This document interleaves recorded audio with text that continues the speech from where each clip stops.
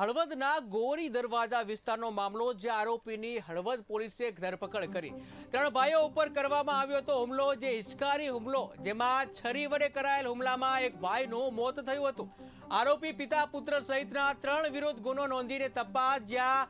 રવિ નામના મોત બાદ દલવાડી સમાજ દ્વારા યોજી હતી રેલી।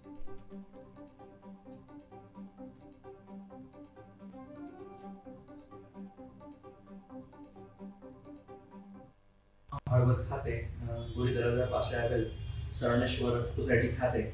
એક હત્યાનો બનાવ બનેલ છે,